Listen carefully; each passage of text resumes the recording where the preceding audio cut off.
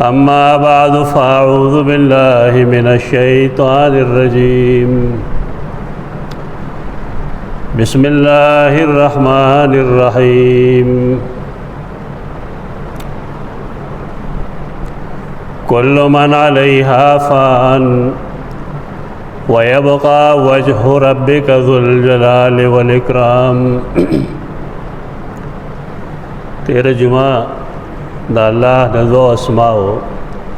الاول او الاخر پبارکی خبر منکڑے آیت کریمہ دا سورۃ الرحمن چمالست دے نو پدے کے دا الاخر دا پارا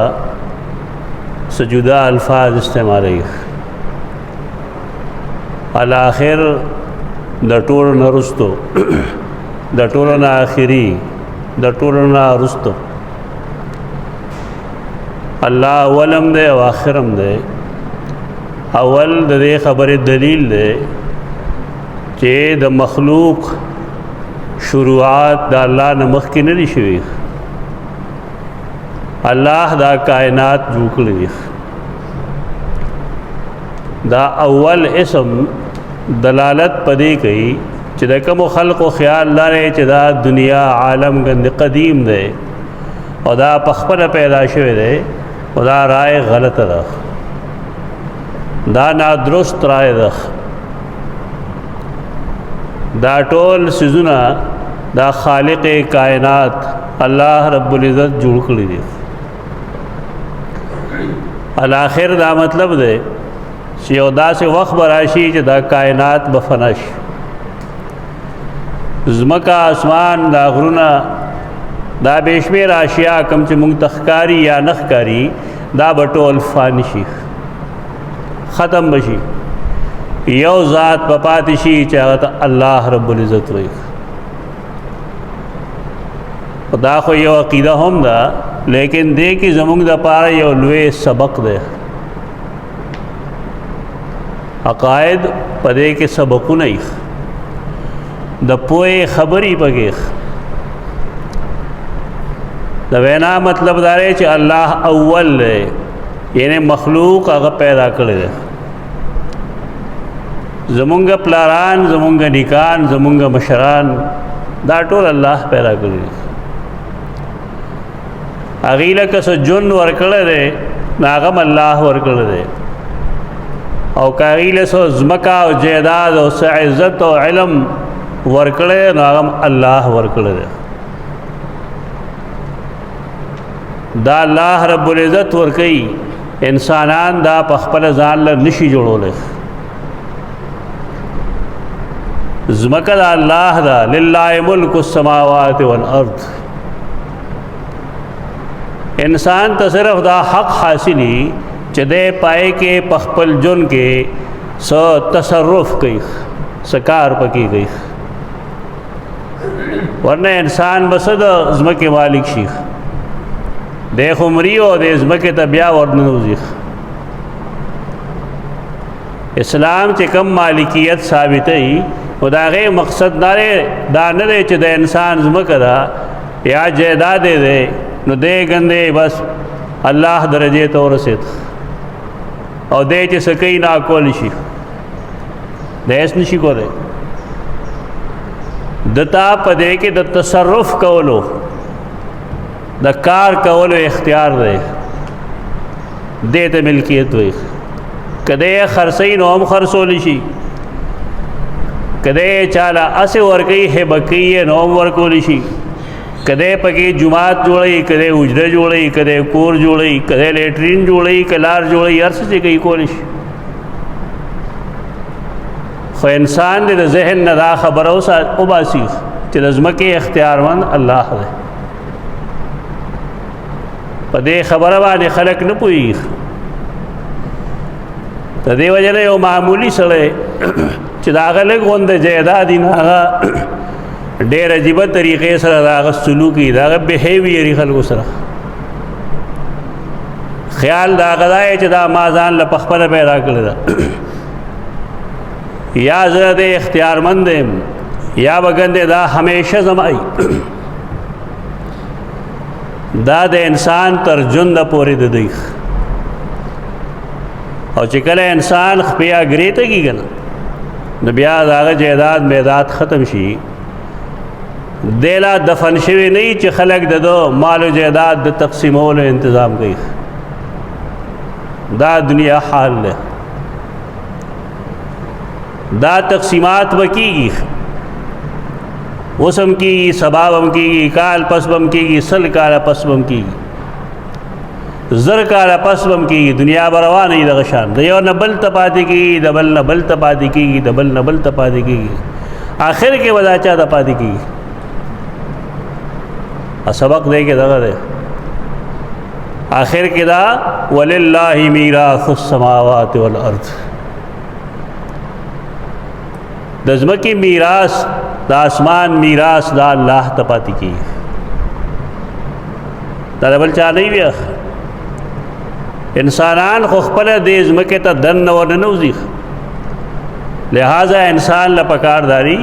چې د ډېر علم د ډېر عزت د ډېر جایداد د ډېر هر څه باوجود هغه د انسان بچي فرعون نه جوړي د اول او آخر کې دغه فائدہ ده قرآن د اول نه تر اخره پورې وګوره تا ته پته ولګي چې دا کائنات د چا په اختیار کې ده فرعون د موسی علیہ السلام مقابله راوته او خلق ته ویلو چې دا باغونه دا جیداد او دا ځمکې او دا سلطنتونه چا دي کرسی باندې ناستو کرسی له ډب ورکو چې دا ډېره مضبوطه ده لیکن انجام څه شو قرآن ګڼ ځایه دا کیسې لیکلې ده او دې لپاره یې لیکلې ده چې دا تشپاڼي خلک په دې خبره پوه شي چې دا دنیا د همیشه لپاره نه ده نه دا د غرور ځای دی نه دا د لویۍ د تکبر ځای دی نه د چا د سپکاوي ځای دی نه د فرعونیت ځای دی دا آخر کې پاتې کېږي الله ته جوړه کړی هغه دا آخر کې هغه ته پاتې کېږي دارنګې نور لوی خلکو قارون دا هم رشتہ دار دی د سیدنا موسی علیہ السلام و دا طریقې چې حق پرست نبی یو صحیح عالم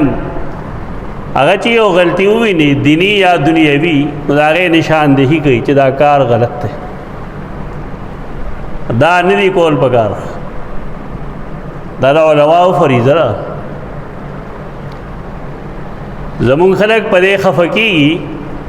چې ته د چا نوم ما اخله خیر دی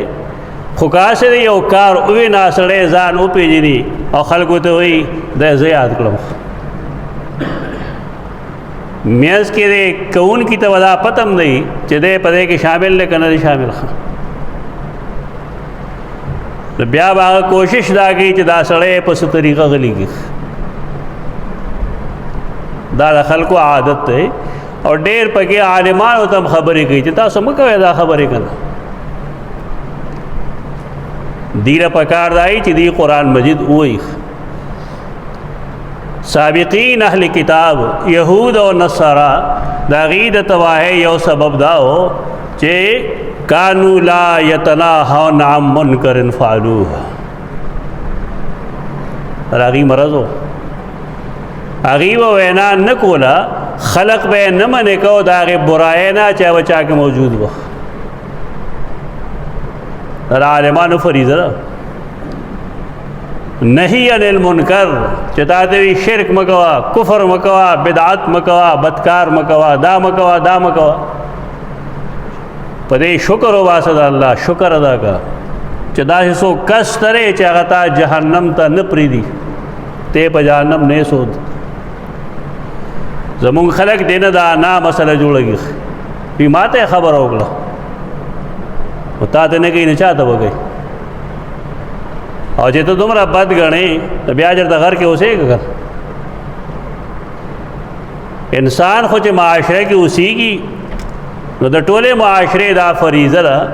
چې هغه یو منکر خپل کلی کې خپل کور کې خپل چم کې خپل جماعت کې ویني نا منې کوي چې دا مګوي دا خلکو سم منکر کول دا ګڼ سيزونه دي یو خدا چې غیبه په مجالسو کې ناستو یو بل سره هوا به خارجول مفسرین چې وګوري دا نیو تفسیر دام کوي چې مجلس کې بناستو دا کړه غوته وکول دا راغي منکرو پاکستان کې بھی قوم دا چل گئی د خلکو مخ کې ناشتي او په دې باندې پروا نه کوي دا راغي برائی وخت دارنګه څه خلق داسې مو چې هغه تلوت کو هم جنس پرستو نارینه استعمال وکاو دا منکرو چې دا پدی کې لګیدلو قرآن هغه ته اشاره کوي چې کانوا لا یتناهون عن منکر فعلوه دا میډیا وګوره تاسو نو د پاکستان حال هم معلوم شي دا کم خاله قوم روان دي کم طرف ته روان دي ان یو قوم الله رب العزت غرقی په دی وجه باندې تباکی په دی وجه باندې چغي غیر فطری عمل کو نارینه سره به بدکارې کوله قوم لوط علیہ السلام الله تبا کړی پدې نن دا خلکو مشغله ده بعض علاقې دی باندې ډېر بدنامي دي ډېر خلق پدې بدنام دي او فخر محسوس کوي خلق دا خو د سوشل میډیا سره ډېر سوزونه موږ ته ښکارو شو موږ ته پته نه و د دې چې دا کم رضایتونو دا خلق کوي دا الله رحمک حلم ته کتلی دي عجیب رحیم او کریم ذات ته چې هغه ویني دا هر څه چې دا زما د قاعده او د قانون خلاف کیږي لیکن بیا هم هغه عمومي عذاب په موږ نه راولي دا منکر دی ته دې رد به پکاري او دا به ویل پکاري چې دا ګناه دی د لوط علیہ السلام قوم چې راغې د الله ازمیختونه ډېر عجیب دي ملائک راغلي لوط علیہ السلام لا هغه د الکانو په شکل کې راغلي د بچباز خو پار چا د بچباز خیالي نو سړی چې څنګه خپلي داسې ورته بله مخکاري هغې لوط علیہ السلام باندې هم دا ګمان وکړه چې تا سره هلکان څه کوي نو قارې د لغته علم ننهک عن العالمین موږ تا ته نو ویلي چې تا له هلکان نه راځي دا خپل مرض دی پکې نو خیال یې دا دی یا بدنامي نبی چې ګینده کې دا بیماری ده حالای نبی دا هر قسمه کبیره او صغیره ګناه نه معصوم الزام خو خلک بهر چا لګوي یو د یو چیز حقیقت یو الزامي الزامات خو به شمیره خلک لګي په به شمیره خلکو لګي په الله یې لګي نو الله دې چې کوم نسبت خلق د شرک کوي د مرګري کوي د خزي کوي د اولاد کوي الزام نه ده د خلق خلې چا باندې کړی دا بندشي خو قبر کې بندش او بیا پته ورته لګي په آخرت کې چې تا په الله الزام لګاو استاد څه خیال ده تا ته الله سره مخلوق کارې دو لوط علیہ السلام غیتا منتونه کړی دي چې لا تفضحوني فی ضیفی ما د خپل میلمنو په باره کې مشرمنده کوي او هؤلاء بناتی هن اطهر لکم دا ستاسو د قوم چې کومې جنکې دي ښځې دا زما لوڼه دي ټولې دا ستاسو دپاره زیاتې پاکي دي تاسو که جنسي تعلق ساتئ دي سره وساتئ بے حیا قوم سکاری ما لنا فی بناتک من حق. دا ستا چې کومې لوڼه دي یعنې زمونږ ښځې زمونږ دې د حاجت نشته، دې نه مونږ ماړه شوي یو. انسان کی بنیادی چیز د سترګو حیا ده. د انسان سترګې چې پترا شي که نه پترا جاتی بے حیا شي هغه چې څه وایي نو وایي، چې څه کوي نو کوي نو. رسول الله صلی الله علیه وسلم فرمائی د 1300 انبیاء علیهم السلام یو قول دی، دا اکثر انبیاء هغه دا چې اذا فاتک الحیاء ففعل ما شئت، چې حیا درنه لړی شي نه بیا چې څه کوې نو کوه نو. بیا سړی نه پوهېږي چې دا مې مور ده او که دا مې پلار دی، دا مې خور ده او که دا مې لور ده، دا مې ګاونډي دی، دا مې استاد دی او که دا مې شاګرد دی، بیا نه پېژني. فارسی کې وي بے حیا باش هر چې خواهی کن، چې بے حیا شي څه چې کوې نو کوه نو. دغه بے حیا قومو دا منکر کارو قرآن هغې ته منکر وایي. قرآن نام فرمائی چې تاتیکم فی نادیکم المنکر، تاسو په خپلو مجالسو کې دا د ګناه کارونه کوئ. دا کوي خلک اوس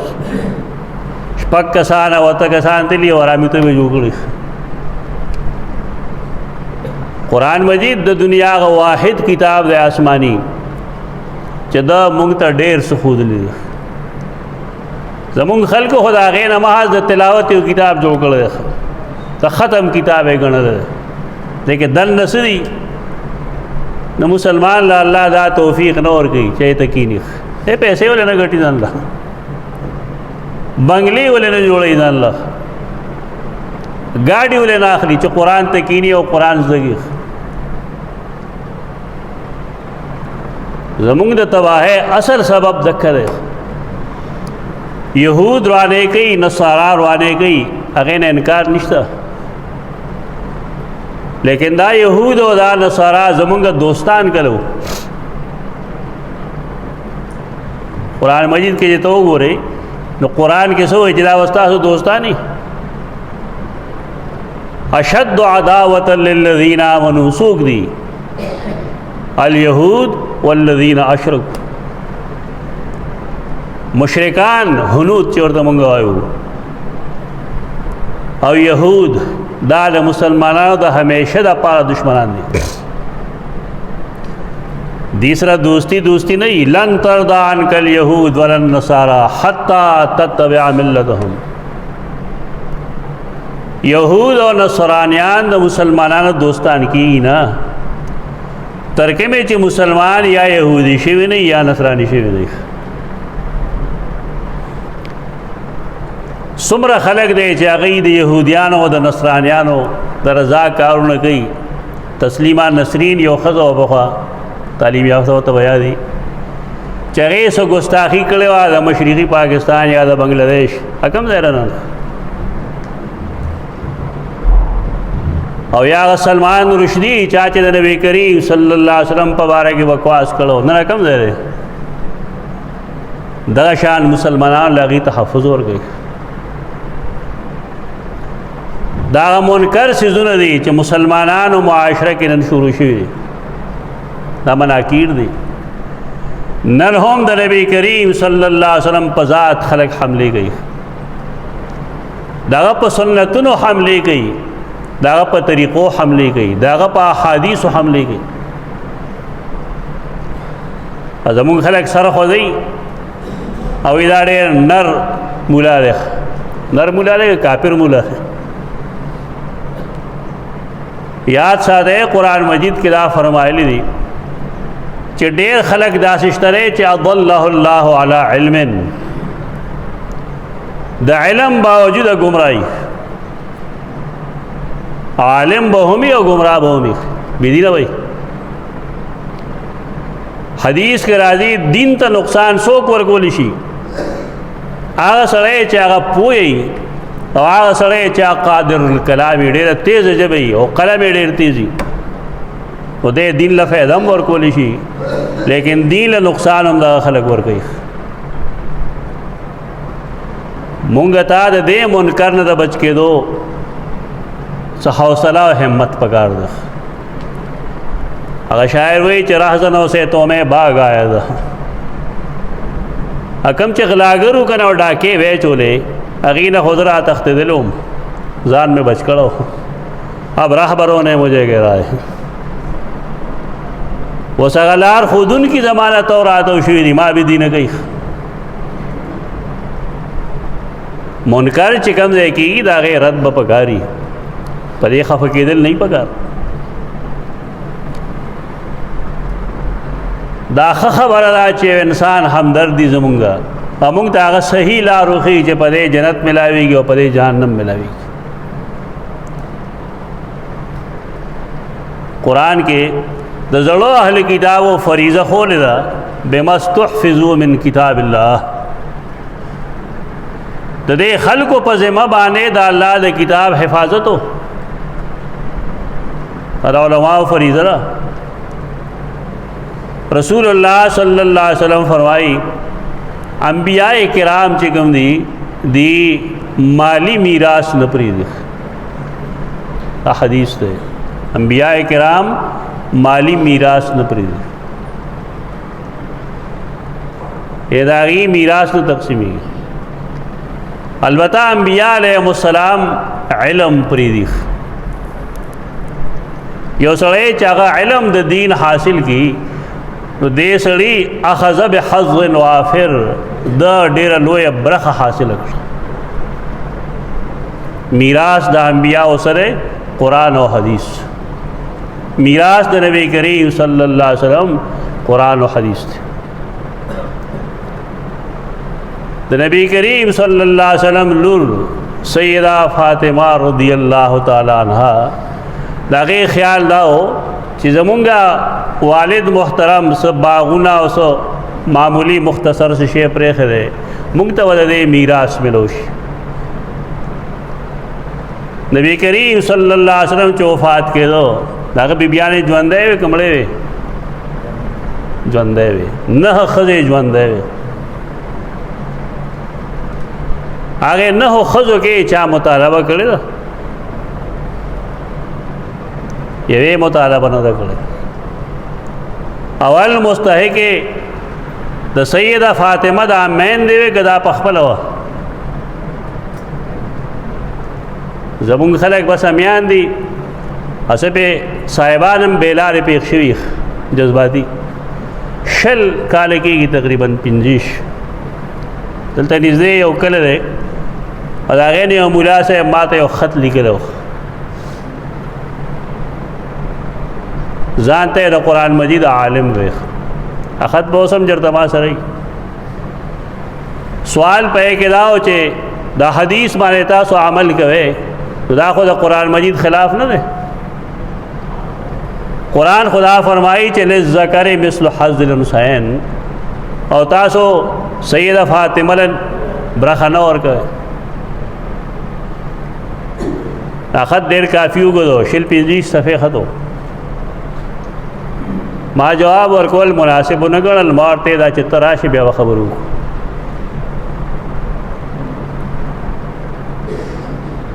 کېناستو ما تپوس وکړو چې د قرآن او د حدیث به کم تفسیر کوو. دا حدیث دی صحیح دی ویو چې حدیث خو صحیح دی. ابو بکر صدیق رضی اللہ تعالی عنہ سیدہ فاطمه له میراث نه دی ورکړی.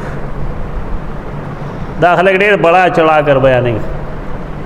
او ډېر سنیان هم داسې دي چې هغې په دې کتابونه لیکلي دي اوس چې دی جي غلط کړو. ان ابوبکر صدیق رضی اللہ تعالی عنہ د صحابه کرامو په مخ کې سیدہ فاطمه له میراث نه ورکوي نو غلط کړي دي. دا هغه څیزونه دي چې په دې باندې عوام نه پوهېږي او دا بېلارې شي. بعضې خبرې مونږ عام طور نه کوو. د هغې وجه دا چې دا د عوامو د سر د پاسه ځي دي پرې نه پوهېږي. ځان په دې پوهه کوي چې د قرآن هغه تعبیر به په کولی شي هغه تفسیر به کولی شي کوم چې صحابه کرامو کړی دی. د قرآن وړونکي هغې دي مونږ ته په دې چې ته پوه شې په خپله به دې شبهه پوه شې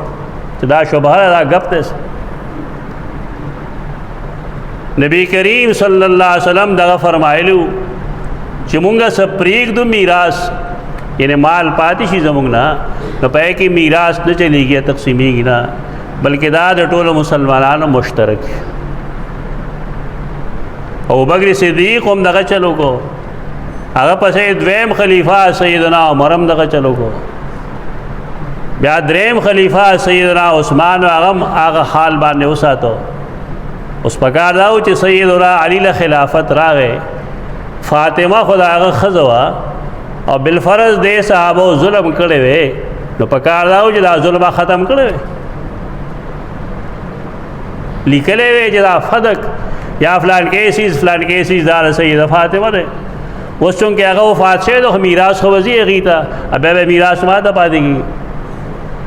لکه سیده فاطمه خو مخکې مړه ده هغه هم نه دي کړي داسې یعنی سیدنا علی ته خلافت ملو شوی دی لیکن د هغې باوجود هغه دغه نه دي کړي نو څه مطلب دی چې صحابه کرامو صحیح کړو دا غټه خبره ده کومه چې زه بار بار کوم او خلک پې پویوم چې د قرآن به هغه تفسیر اخیستی شي کوم چې صحابه وکړی ستا تفسیر نه چې ته پکې د ځان نه بخی ویښ ولې صحابه کرام دا شهدا علی الناس دي دا خلقو ته د دین رسونکي دي کوم شی چې صحابه کرامو کړی دی هغه دین دی او کوم شی چې صحابه کرامو نه دی کړی هغه دین نه دی دې کې جواب هم ملو شدای خلقو چې هغې څه وایي دا جی دا صحیح بخاری او صحیح مسلم چې چا لیکلي دي که نه دا جی مجوسیانو دا جی ایرانیانو ایرانیان شیعګانو ته وایي که نو دا حدیث خو د هغې خلاف دی دا پکې ولې دی د دې خلکو دماغ نشته دی دا حدیث خو د حدیث په هر یو کتاب کې دی منکر به منې کول پکاري د ګناه کار به منې کول پکاري دا د ګناه خبره ده نن یو سړی پاسي په 1400 کاله وشي 1500 کاله چې هغه راځي او صحابه کرامو کار د غلط وایي دا قرآن کتل دی چې صحابه کرام په یو کار جمع شي د هغې منل د هغې اتباع کول دا ضروري او که یو سړی داسې کوي چې یتبع غیر سبیل المؤمنین د صحابه کرامو د اجماعي رای خلاف کوي نوله ما تولی ونصله جهنم وساءت مصیرا دې چې کوم خوا اوړي واوړي کافر دي شي موږ به جهنم ته راځو دا د ایمان خبره زده کوي د ایمان خبره ده چې هر هغه کار کم چې صحابه کرامو کړی د قرآن په تفسیر کې د نبی کریم صلی الله علیه وسلم د احادیثو په تفسیر کې نه هغه حجت دی چې ته اجماع امت وي او دا بالکل د صحابه کرامو اجماع د قرآن غوندې حجت دی د حدیث غوندې حجت دی کدا تسلیم نه کې نو ستا دین نه به د یهودیانو دین جوړ شي داسې لیونی پیدا شي او ته به ورته وي خلک وایي ډېر زبردست سړی دی زبردست نه دی دروغ یې ویلي دی د بې علمۍ خبره یې کړې ده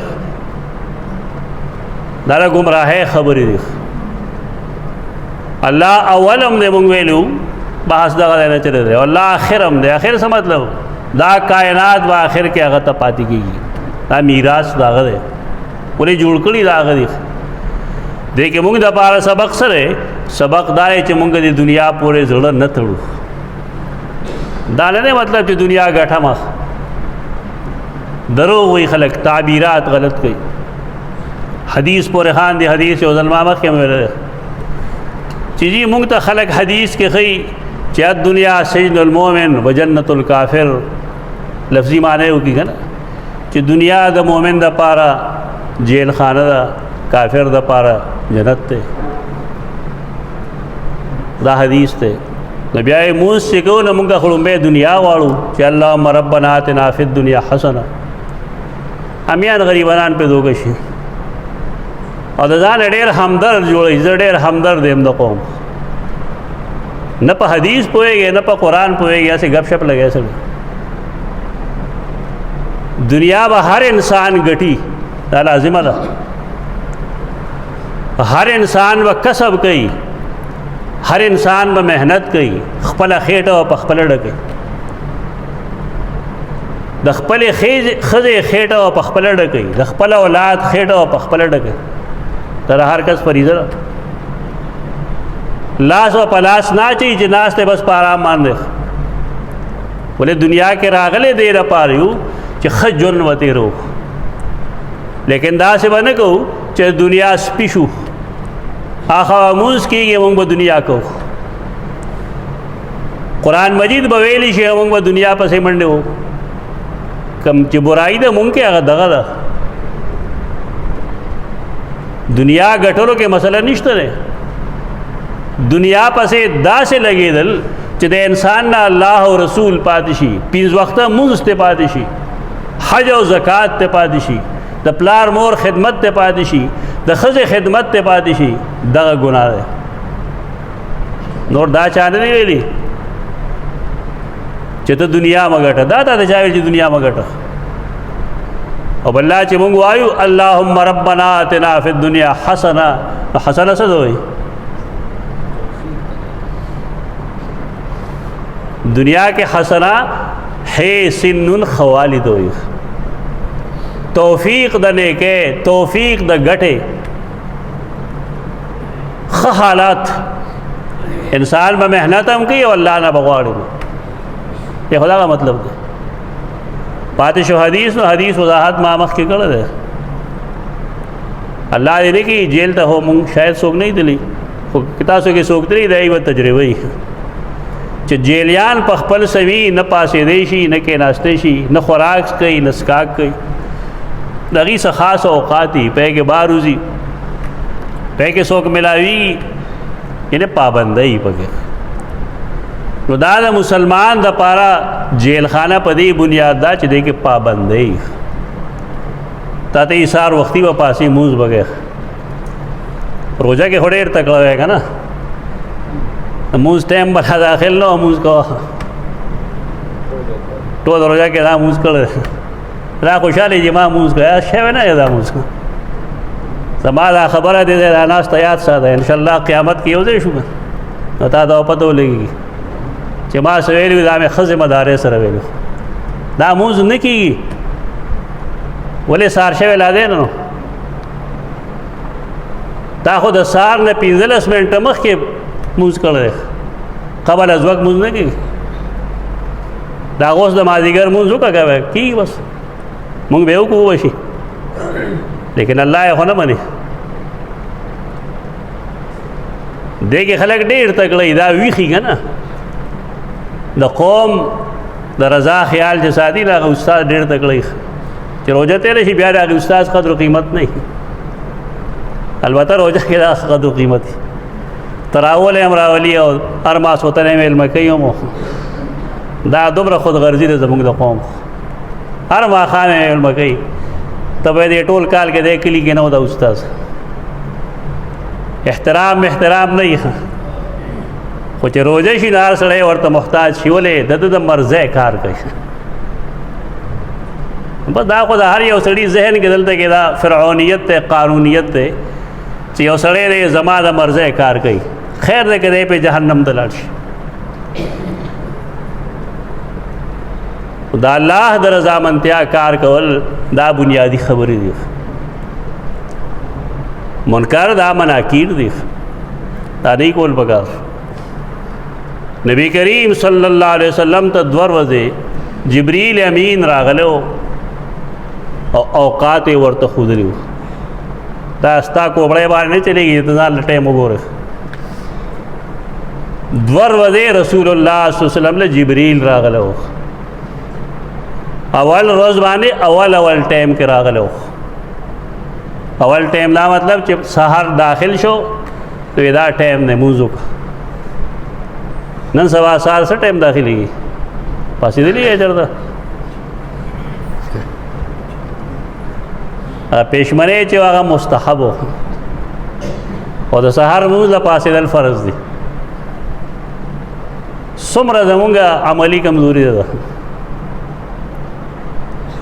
یعنې صرف دې دپاره چې دا روز په ما لږه ښه تېره شي هغې دپاره پېشمنۍ کول مستحب کار دی. که یو سړی ونه کړي څو ګناهګارېږي نه، لیکن د سهار مونځ له په ټایم پاسېدل فرض دی، دا مستحب نه دی. خپل حالاتو باندې نظرثاني وکړئ، سم شئ، دا بیماری لرې کړئ د ځان نه. کوم الله چې په روژه کې نو هغه الله اوس هم شته، او کوم الله چې په روژه کې هغه درې اوازونه به کول په پېشمني کې چې آیا څوک بخښنه غوښتونکی شته چې ویې بخم، څوک رزق غوښتونکی شته دی چې رزق ورکم والله، څوک حاجتمند شته دی چې حاجت یې پوره کم. زمونږ ټولو ته تکلیف دی، لیکن د نبی کریم صلی الله علیه وسلم پر حدیث زمونږ یقین نشته. ځکه څوک نه پاسي، څوک چې پاسي او غوښتي دي هغه ټایم کې الله ورکړي دی. بارګې خبره اوږدېږي، ټایم ناوخته دی، خو منکر منې کول دا فریضه ده د علماو. عالم به وایي چې دا کار غلط دی، نه دی کول پکار. نور هغه سره پولیس او فوج نشته دی، او نه د هغه دومره حیثیت دی چې هغه سړي له څپېړه ورکړي. علما دا نشي کولی. علما صرف یو جرم ښیي چې دا جرم دی، دا کېږي د معاشره کې. په دې معاشره کې جرم دا دی چې خلکو دنیا پورې زړه تړلی دی. حال دا چې دا د زړه تړلو څیز نه و، دا سجن و، دې کې پابندۍ. غلا به نه کوې، رشوت به نه اخلې، دروغ به نه وی، بدکاري به نه کوې، غیبت به نه کوې، چاپلوسي به نه کوې، دا نه کوې نه کوې نه کوې، پابندۍ دي. دا ځکه جیل خان ده. دا مطلب دی چې ستا خپو ته یې بیړۍ اچولی، 5 وخته به تا ته آواز کېږي چې حی علی الصلاة، ته مانځه له راځې. څنګه چې جیلیان په ټیک له بوځي که نه، دې ډول ځي په منډه باندې، نو ته هم راځه ګل، ستا لپاره خدا جیل خانه ده. د الله حکم به منې. کال پس به تا ته وایي زکات ورکړه، ته به زکات ورکړې. مالدار یې تا ته به وایي عمر کې یو حج وکړه، تا په دا فرض دي. د سجن دغه مطلب دی. اور جنت الکافر دا مطلب دی چې په جنت کې څه پابندۍ نه کړ. سړی جنت ته لاړ شي، تو دنیا کې شراب حرام دی، ول تسکیه شي بالکل جائز دی. دنیا کې خو زیات نه زیات یو مسلمان 4 نکاحونه کولی شي، جنت کې دغه پابندۍ نه. دنیا کې انسان عبادت کې ډېر کمزوري، فرض هم نشي کولی، لیکن جنت کې دغه ستړیوالی نشته دی. نصب په دې کې نه، ستړیوالی پکې نه. دې وجې نه دا دنیا چې کوم ده نو دا کافر دپاره جنت دی، نه پابندۍ پکې نشته. او د قرآن او د حدیث میں کې څه ټکراو دی؟ هېڅ پکې نشته. دا خلقو ته دې ته وایي الائمة المضلین، هغه مشران چې بې لارې دي، ګمراه مشران دي، غلط لار ښیي نوي نسل ته، غلط دین ورته ښیي. او دا دین من نه دی، دا د خواهش او د نفس په اتباع ده. په دنیا به مونږ ګټو، لیکن په دې عقیده به یې ګټو چې کل من علیها فان. سوچ به کوو چې دا سیز استعمالوم، دا کسب کوم، دا جایز دی که ناجایز. د دې پیسہ، د دې ګټه آمدني حلال ده که حرام ده. دا ولې ضروري ده؟ دا په دې ضروري ده چې دا ټول به فنا کېږي، یو د الله ذات به پاتې کېږي. او چې کله مونږ دوباره ژوندي شو نو مونږ نه به لومړی تپوس کوي ایمان درستو چې تا مال کم ځای ګټلی و او کم ځای یې لګولی و. دا لومړی تپوس دی. دې پروا نه کوي خلک، که 2 نمبري یې وکړه خیر دی، بس که غلا یې وکړه هم خیر دی. حالا دې به باقاعده تپوس کېږي چې تا کم ځای نه ګټلی و، طریقې څه وه، سود و، رشوت و، د سفارش پیسې وې، پتا زکات نه کېده، زکات ته اخیستی و. یو سړی میلو شو، ما تقریر به چرته اورېدلی مونږ خو عمومي خبره کوو تجربې دا ښیي ده چې ډېر خلک داسې چې ښه مالدار وي خو جامې به ډېر ریمن اچولي تا ته به لاس داسې کتاب پړوس وایي چې خو واقعي غریب دی میاس کیا مستحق نه وي ورته مونږ تجربه ده چې ډېر خلک داسې چې د زکات مستحق نه وي لیکن هغه شکل الله جوړ کړي چې هغه ځان د زکات مستحق ګڼي په دې امت کې ډېر شي خلک شته چې زکاتونه ورکوي لیکن دا زکات اخیستونکي کې اکثر دروغجن وي اکثر زما خپله ذاتي تجربه ده بالکل دروغ وایي ته زکات مستحق نه وي څوک چې مستحق وي نو قرآن مجید د هغې ذکر کړی دی لا یسألون الناس الحافا یو سړی چې د زکات مستحق دی د صدقې مستحق دی نو هغه په واضح خوله چاله نه غواړي دا علامت ده او خپل یو مقصد ذکر کړي بھائی ما دا تکلیف دی بس خبره ختمه شو دا ډېر مالګه مرچکې چې پکې چي د پدې پوه شه چې دا ګپ لګي دا خبره یو کس اورېدلو ما سره ملو شو ما ته وایي چې اوس ما ته چلو ښیه مې ولې وایي چې ما خو کور نو د خلکو نه مې زکات اخیستو بیا مې یو زوی یې بار ولېږه نو دومره مالدار شوم چې په خپله مې زکات ورکوو خو بیا مې د خلکو زکات اخیست ما یې زه ښه دی شکر دی چې اوس خو کم از کم ستا ضمیر بیدار شه که نه د زکات مستحق نه و زکات به یې اخیستو نو ما یې څه دی که هغه وي ځمکې مې به یې اخیستې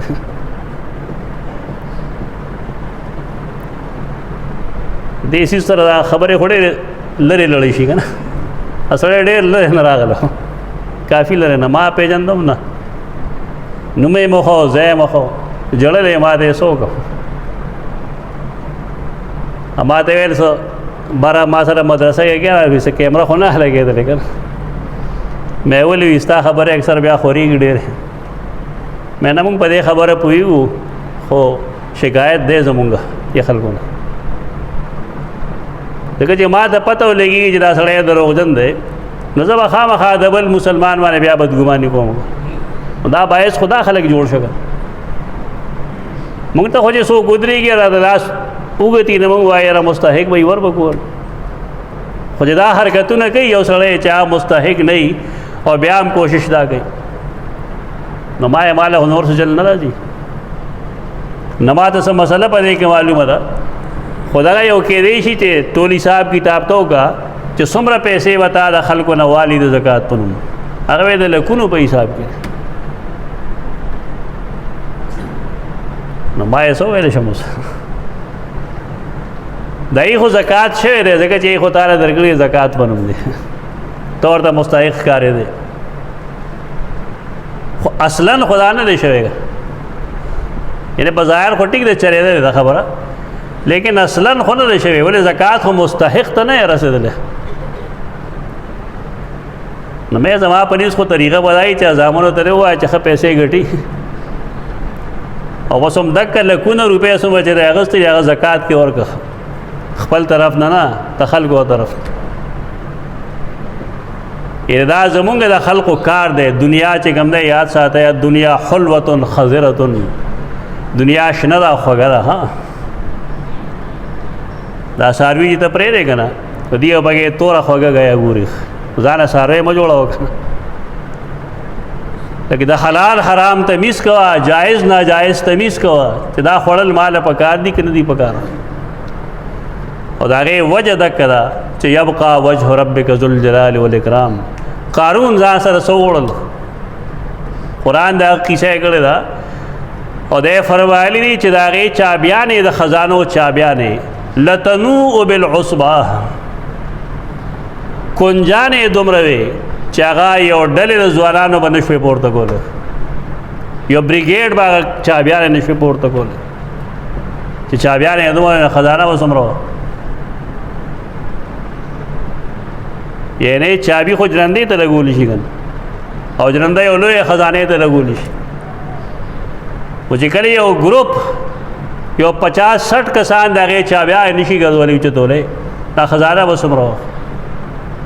دا مه وایه چې پلان کې ډېر مالدار دی. قرآن وایي تاسو ته د مخکنو خلکو 10مه برخه هم څه شی نه یې درکړی شوی، ستا نه خپل مال تا ته ډېر ښکاري، ستاسو سره د مخکنو 10مه برخه نشته. دا مهرباني کوئ، اول او آخر الله دی، دا کائنات الله ته پاتې کیدونکی دی، ټول هر څه د هغه دی. لہٰذا انسان له د انسان بچی جوړېدل پکار دي، د انسان بچی شه، شریف شه او په شرافت دنیا کې ژوند تېر کړه،